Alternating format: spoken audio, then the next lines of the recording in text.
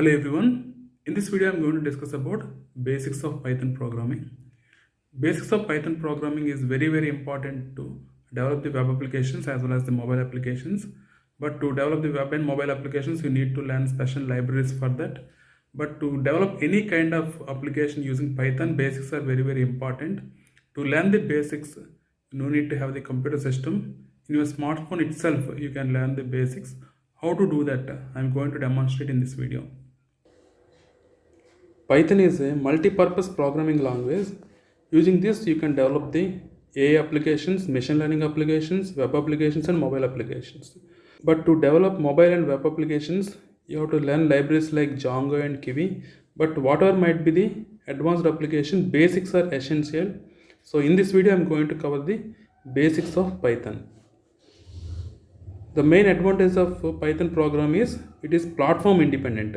You can run the Python program in Windows environment, Mac and Linux also.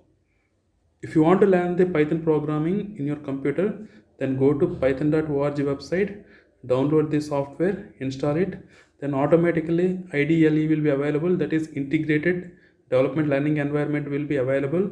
In this you can start coding your programs, or some advanced interpreters are also available like PyCharm, Anaconda, Jupyter Notebook, Visual Studio Code, etc. are available. Using these IDEs also you can develop the Python programs. In this video I am going to focus on Python programming using your mobile phone. For this, just go to Google Chrome. Then in Google you just type as online Python compiler. Then you will get this website. Get into this website.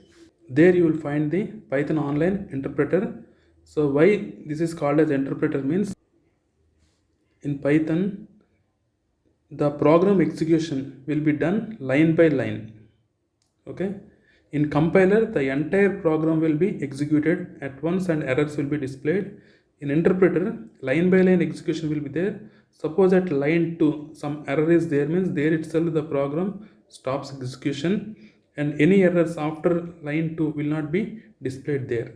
So something in this way, the entire program will execute line by line in interpreter. So that is the difference between compiler and interpreter. Then coming to this IDE, that is integrated development environment.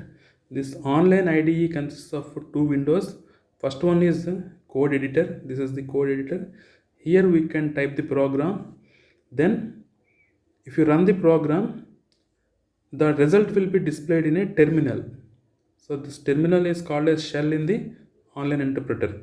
So in this way you can execute your programs online. Now I will show the online compiler and we will start coding with a simple program by typing hello world. So this is the Google search engine. Here I am typing as Python online compiler. Then this is the first link. So just tap on the first link, that is programis.com. So online compiler is available here. Here you can code your programs. The entire program you can type here. Then if you run it, the result will be displayed in the shell. In the shell you can see the result, that is hello world. Here I am giving a just one output statement. This print is the output statement. Print hello world. I am displaying a string. So that will be displayed here. Okay. Now what are the input statements, what are the output statements, what are variables, all these things I will discuss. First we will see what are variables. So variables are used to store the data inside your computer memory. To explain this variable concept in a better way, I will take an example like this. So this is the hotel. In this hotel, so many rooms are available like this. So room number 101, 102, so many rooms are available like this. So for each room, we'll give one name. So in this room, at any point of time, any person can stay. For example, in one point of time, a couple is staying in this room. Okay. Next day, the couple will vacate and a single person can stay here. On the other day, in the same room, that person will vacate and a family of 4 members can stay here. Something in this way, in different rooms, different kind of people can stay. Okay. So in the same way, if you observe the computer hard disk, In computer hard disk also different memory locations will be there. So for each location we have to give a name, and whatever value you are storing in this particular memory location, we can send and we can retrieve that data using this name. So this name is nothing but variable. Okay, this is x. In x you can store a value like 5. So this 5 is an integer. Okay, at the same location in another point of time you can send a decimal value. Decimal value we'll call as a floating value, float. In the same memory location you can send a string also, hello like string you can send. Okay, so here whatever value you are sending, based on that value automatically Python can decide what is the type of the variable. So here in Python language no need to declare the variables. So automatically the Python can recognize based on the input. So that's why all these are called as the built-in types. So while declaring the variables, you have to follow some rules. Suppose x I can give name as the variable, but I cannot give the name as the name of the variable as 1x. It is not correct. Okay, 1x is not correct, x is correct. Suppose if you write as x1, this is correct. Okay, so alphabets followed by numbers is correct, but starting with the number is not correct. Okay, so that is this rule. Then the first and very important rule is these variables, suppose you can write variable name as some age, you can write as variable name, but you can't write variable name as some if, because if is already a dedicated function available in the Python. This is a conditional statement. Okay, in the same way you can't use for. This is a looping statement. This is also a keyword in the Python language. Something in this way, some keywords are there like if, while, print, then input, etc. So those keywords you can't declare as variables. So that is the first rule. Second rule is variable must always start with the alphabet, not with the number. Then these variables are case sensitive. Suppose small x, it can treat as a different variable. Capital X, it will treat as a different variable. This small x is not equal to the capital X. Okay, this is case sensitive. That is very important. Okay, that is about variables. Now I will go to the Python compiler and show how to declare the variables. Here I will delete the statement and I will enter one variable as x. So x equal to 5 I am giving. Okay, enter. In the next line I want to print this. Print x. If you run it, automatically x value is printed here. Okay, now x value is 5, that is printed, but this x value is integer or floating value or a string, that I want to test. For that you just go to print statement and modify the statement like this: type of x, type of x, one more bracket. This type is a function which will identify the type of the variable. Okay, now I will run the program, you can check. This is an integer, it is displaying that this is an integer. Now I will modify this as 5.2. Okay, now I will run the program. Now it is displaying as float. Now I will modify this as hello.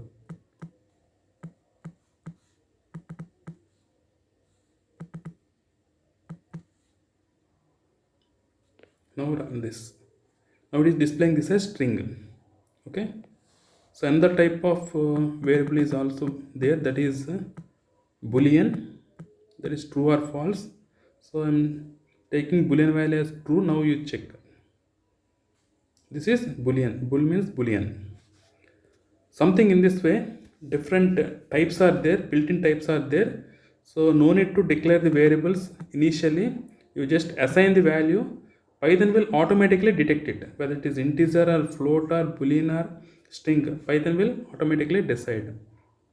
Okay, that is one advantage in Python programming.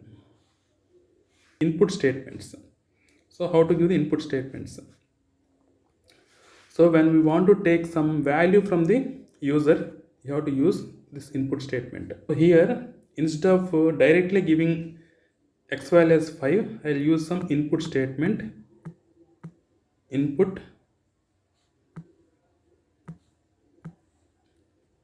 in between brackets, in between double quotes. So what is the value you want to take?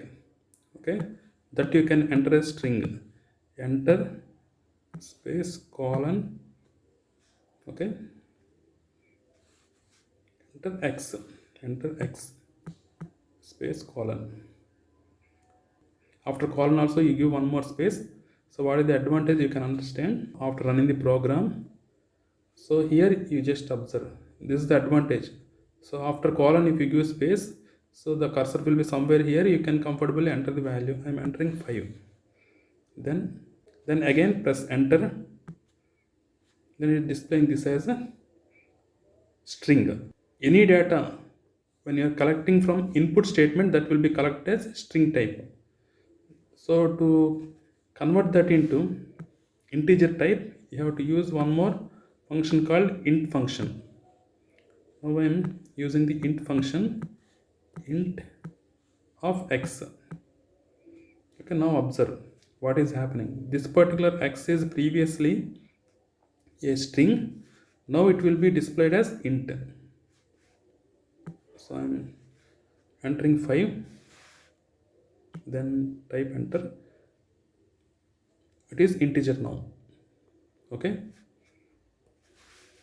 Suppose if I want to convert this as a floating point value, you type float here. Okay, float x.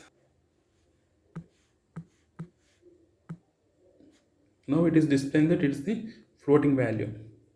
Okay, something in this way. So whatever data you are collecting from the input statement, that will be identified as a string by default. You have to convert that into int or float type to do the further calculation. So this is very important point. Next we will make a small age calculator. To do this we need to know what are the arithmetic operations. So we will check some arithmetic operations in Python programming. I will run another example. So I will take x value and I will take y value also. Y equal to input of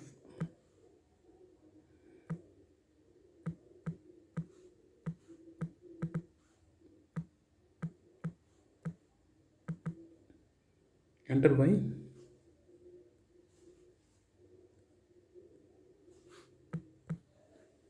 So here, because of this color coding, you can easily identify any error is there in the function while you are typing. So previously it is with yellow color, this is in white color, so that I can easily identify that this typing mistake.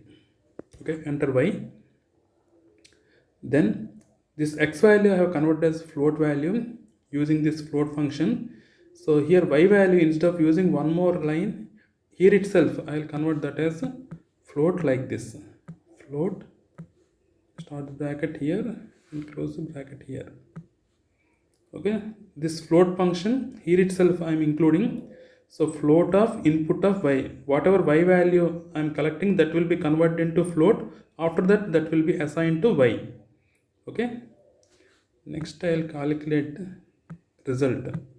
Res is equal to x plus y. Okay, then I want to print the result here.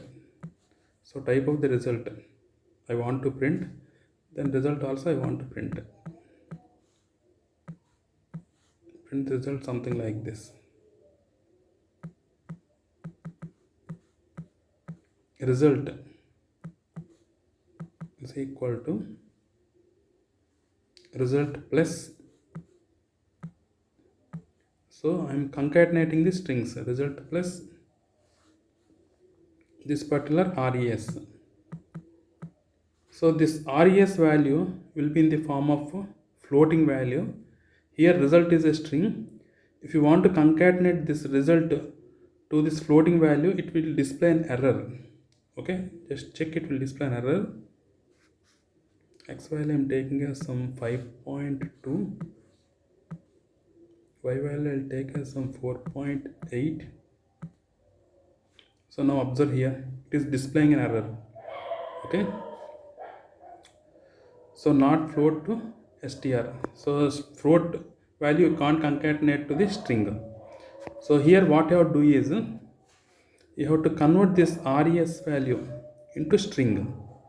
For that, just take res is equal to str of res. This res value now I am changing a string. So in the next line, up to this line, it is the floating value. So after this line, after executing this particular line, it will be turned as a string. Then you can concatenate these two strings and finally you can display the result. Now run this program.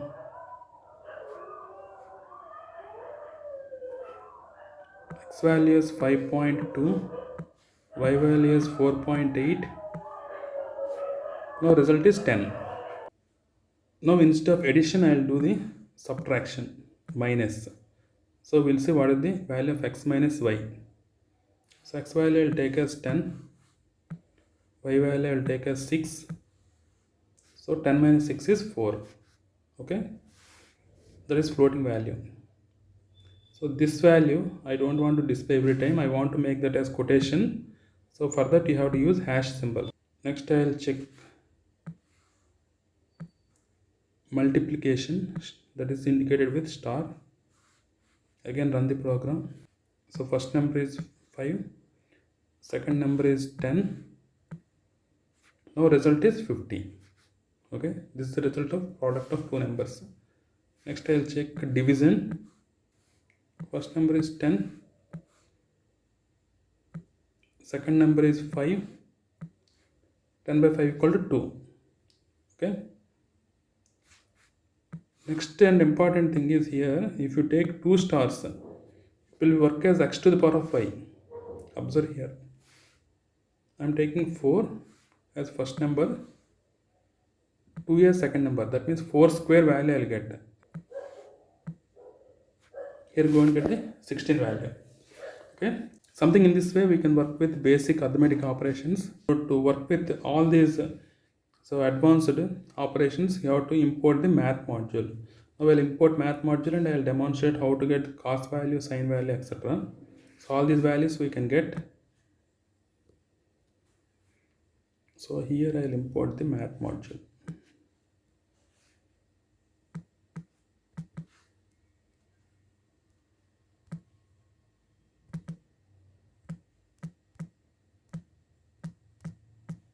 Import math. Okay, now I want to take some angle value. So all the angle values will be in degrees. So but here the function will take that value in radians. So you have to, if you enter the value in degrees, you have to convert that into radians. Okay, for that, so x value and y value, this y value also I will keep in quotation. So I'll take only x value.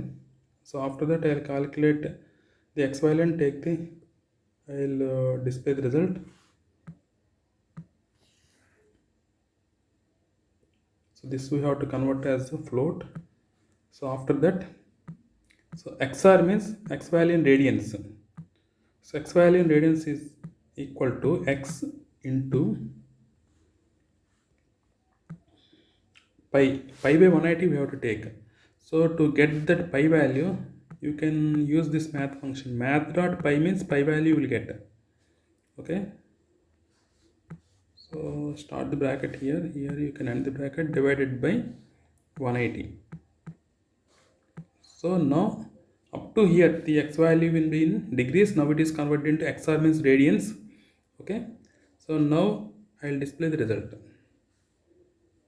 result equal to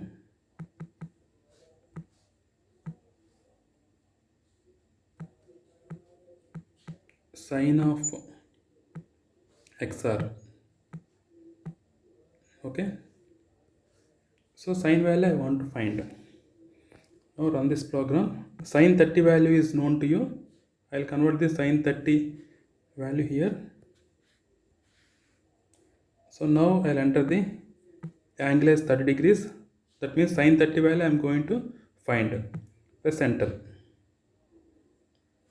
So it is displaying some error. I'll check what is that error. Okay, here you can't enter sine 30 directly. You have to enter math dot sine 30.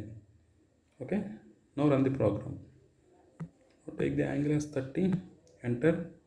Now sine 30 value is 0.5. It is displaying 0.44999 means 0.5. Okay, similarly I will take tan function. On this tan 45 value is known to us, that's why I am taking tan 45. It is 0.999 means 1. Okay, in the same way some other functions are also there. For example, ceil function, CEIL.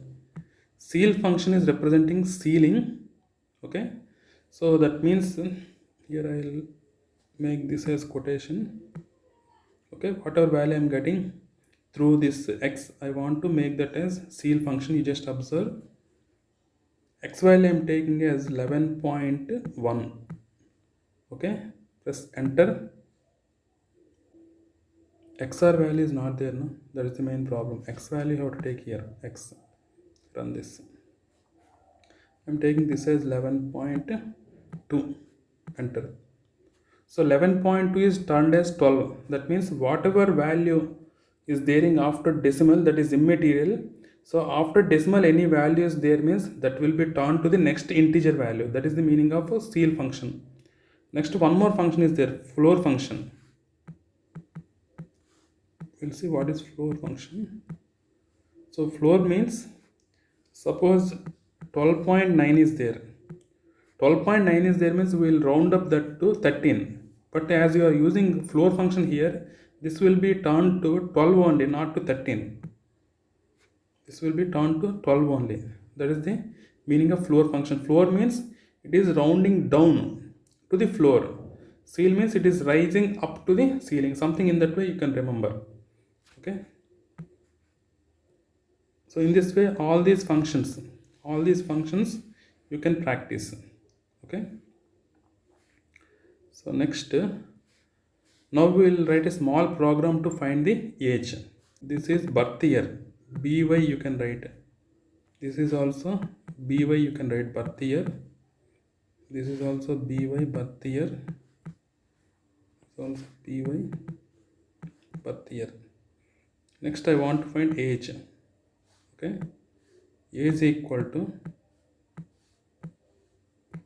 2021 is the present year minus BY is the birth year. Then we will get the age. Okay, so that age I will convert to result here. Okay, oh no, not this.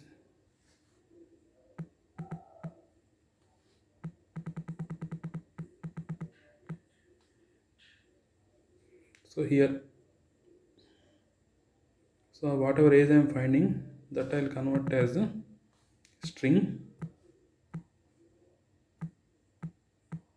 Now age is converted into string. This also I can write as age.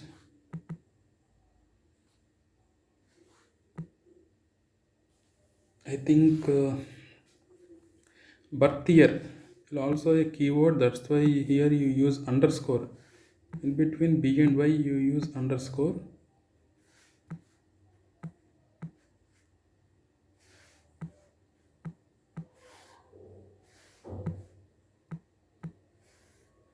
Age, then is equal to str of age. Here you can type the result as age.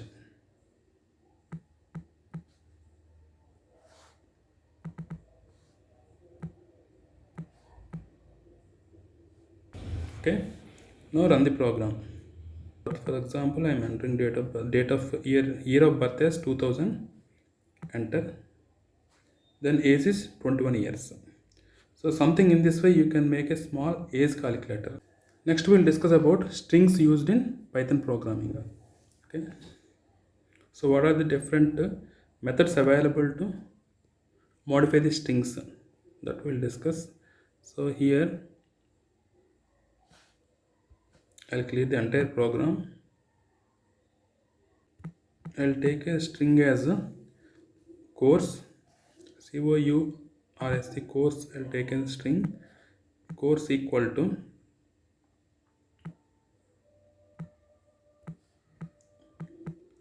Python for all, something like this. I'll take a string. Okay, now if I print it, it will be printed like this. Course, it will be printed like this, Python for all. Okay, now I'll start modifying this. Next I'll print this as a print. Now I want to convert this course, that string, into uppercase letters.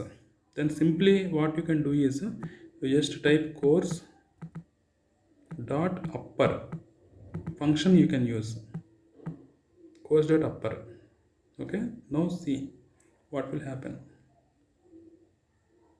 COUR is not there here, course. Okay, now run this. So this is the actual string. This is the string converted to uppercase. To find a particular character in the string, then you can use find function. Then we can use replace method also. We can use, these are different methods. So next I'll check the find method. Print in course dot find. Which letter you want to find, that you have to type here. Suppose I want to find F, small f. Okay, run this. So small f is this seven. So small f is in the 7th position. Okay, you just check. This is 0, 1, 2, 3, 4, 5, 6, 7th position. It starts from 0.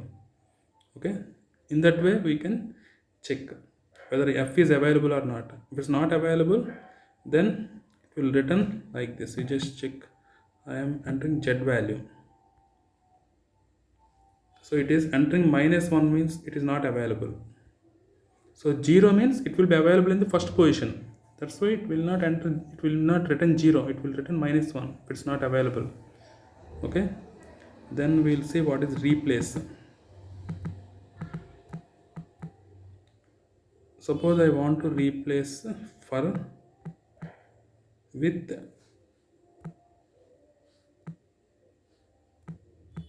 4. Then you check.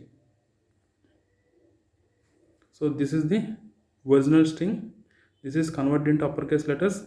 So this is the string after replacing for with 4. Next we will see what are the random functions available in Python. For this you have to import a module called random.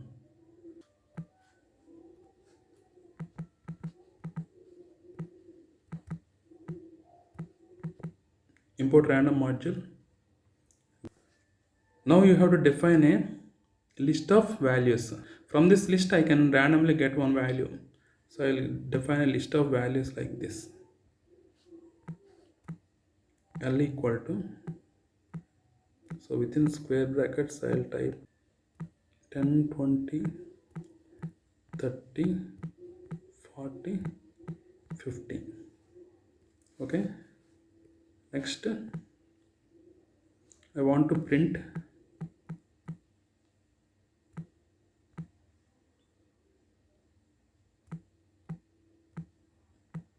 random dot First we have to give the module name. Module name is random dot choice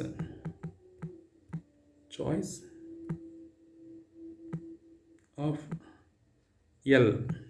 L is the list name. Okay, now run the program and check. Now it is giving 50 out of that list. Again I'll run. What is 50? Next again I'll run. Now it is giving 30.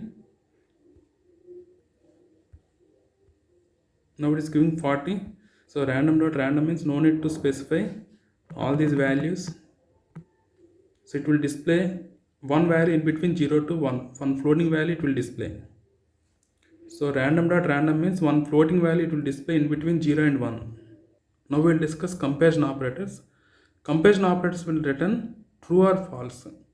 Any boolean value it will return. For example, I am taking x equal to, I am taking a statement that x equal to 3 greater than 2. Okay, so x equal to 3 greater than 2 means it's true or false. It's true. So that means true value will be stored in the x variable. Now we will check. We will print and check.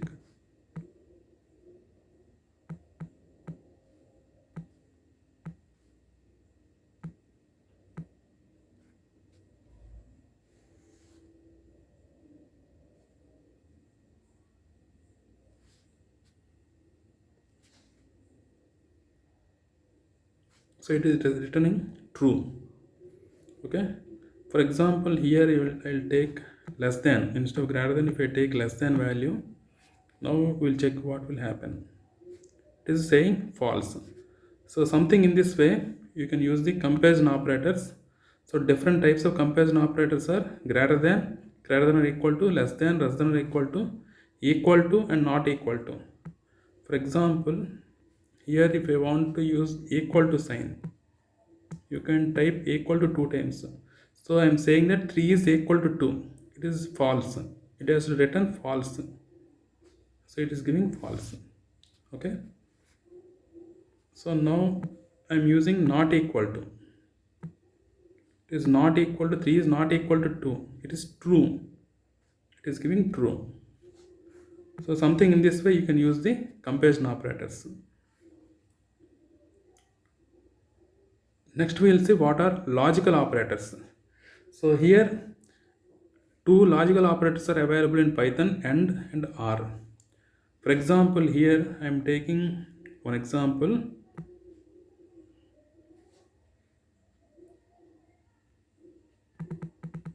I am taking a variable called age.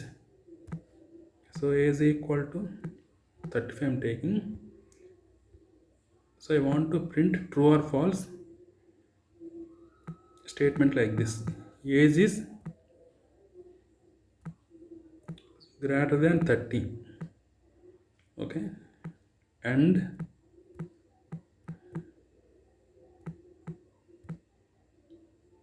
age is less than 50. So if the age is in between this range, it will be returned as true. Otherwise it will be returned as false. So now it is true. So whatever age I am taking, that is in between 30 and 50. I'll just run and check. It is displaying true. Okay. Suppose age I am taking as some 15. That is not in this range. Then it will return as false. False. So something in this way you can use the logical operators. So next we will see what are the conditional operators. I'll take some age input. I'll take the age value as input and I'll check when age is less than 30, then that particular person is eligible for trainee position. If age is greater than 30, then that person is eligible for manager position. Something in that way I want to display as output. So I will write a small program for this using the if statement. When you are using the if statement, some block of statements has to execute when this particular if statement is true. So to execute those block of statements, you have to use a colon here. this colon is called as the indenter. So whenever you are using this indentation, then automatically these block of statements will be there after 4 blank spaces. So this sort of block of statements in C language will indicate in between parentheses. But here no need to keep parentheses. If this colon is there, automatically the Python can understand that after this colon, whatever statements are there, that comes under this particular condition. Whenever you are going back to the previous position, then the next condition will start executing. So something in that way the Python will work. So I will demonstrate that by writing a simple program. So here I will take age as the input. This age I want to take as input.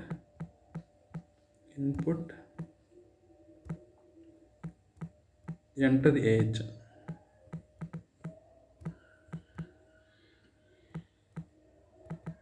Okay. Then I want to convert this into integer. Then age equal to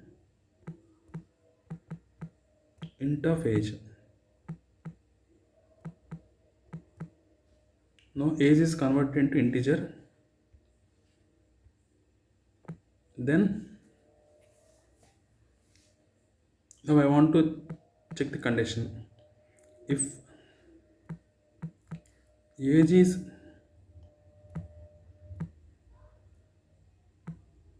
greater than 30 and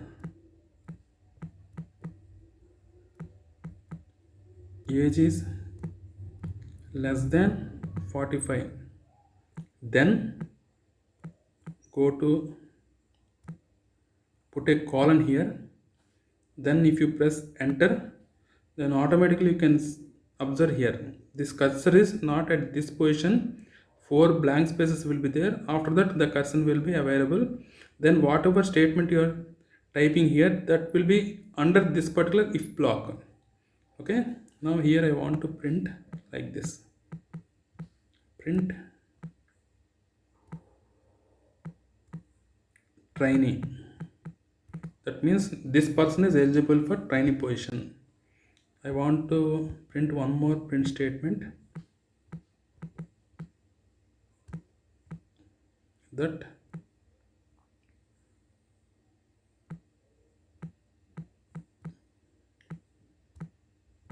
whatever age he has entered, that age as this much, that's why he is eligible for training. Something in that way I want to display. Okay, here you can display like this also. String separated by comma also you can use. Next, I am going back to the previous position. That means this if block will not apply to this particular line. Here I am taking one more statement, else if age is greater than 45, then so if I don't use colon here, the cursor will be somewhere here. So to execute a condition with this else statement, you have to use colon here, colon, then cursor will be somewhere here. Then whatever statement you are printing, that will be applicable to this else if condition. Okay,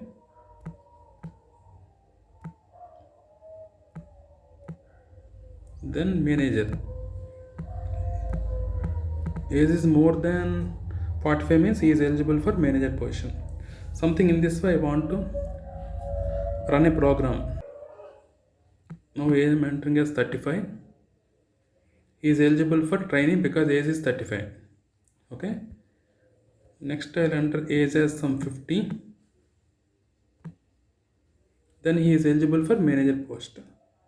Something in this way, by taking different conditions, you can execute different block of statements.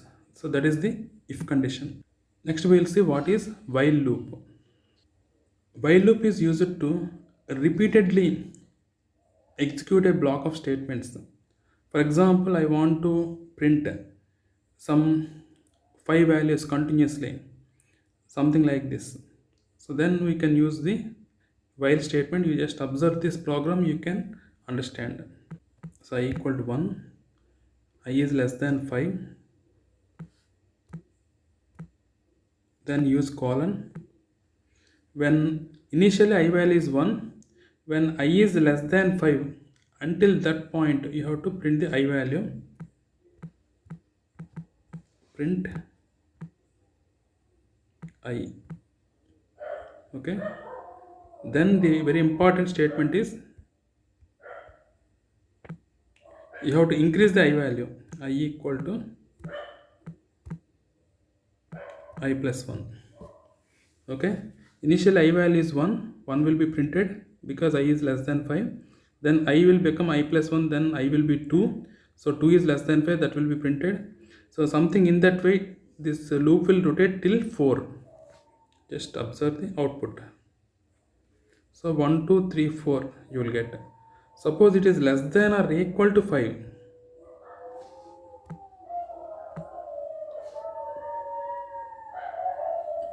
then you can print 1 to 5 values.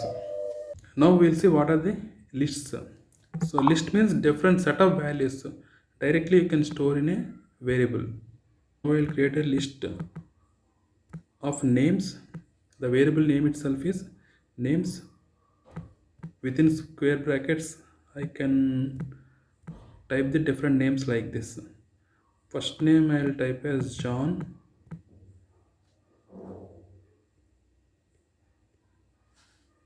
then second name is Funny,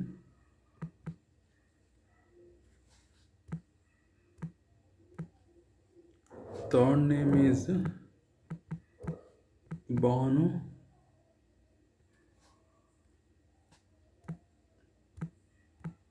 some fourth name is Pradeep.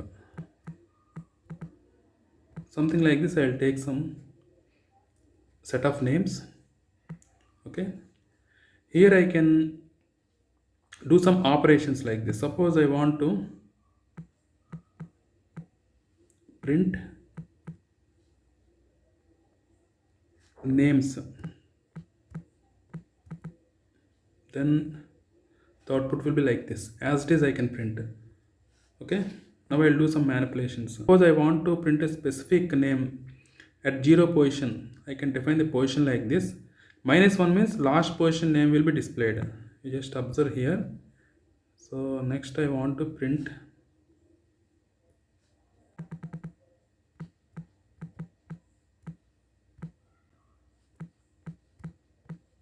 names at 0 position. Now check. So 0 position means John is displayed. Next I want to print the name in the -1 position. That means last position. So Pradeep will be displayed. Pradeep will be displayed. Okay, so something in this way, by giving the position you can get a particular value from this list. Next we will see different methods to modify the list. So first method is we can append a value. So I'll append a value to the list.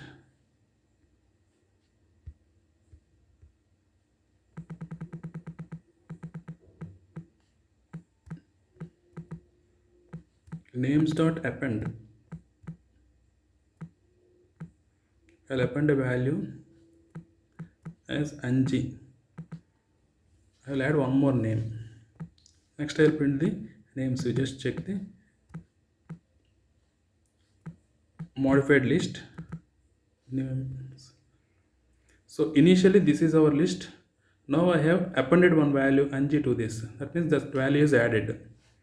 Okay, next I will do another manipulation. I will insert the value. Names dot insert.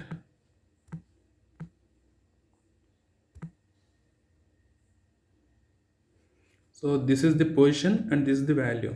So 2 parameters you have to pass. So position is 0, So at 0 position, that means before John, you can enter one value. Here I am entering Sam. So this is the t value is not there, insert. Okay, this is the initial value. Okay, this is the next value. Now we have to print this. Print names. Now run this. Now you can check the list. This is the initial list. This is the list adding Anji at the end. This is the list by inserting one value at the beginning, because Sam is inserted. Okay. The same way, if you want to remove, you can remove one item from the list. Name start remove. So whatever value you want to remove, you can remove. For example, I want to remove Pradeep from this list. Okay, you can remove Pradeep, then you can print the names.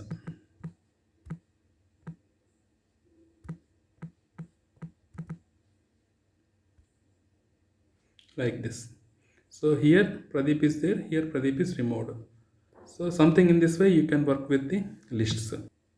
Next we will say what is for loop. Okay, so list of items you can display line by line using for loop. Here if you run the program, all the items are displayed like this. So if you use the for loop here, observe what will happen. So syntax is something like this. For I in names, print I, simple.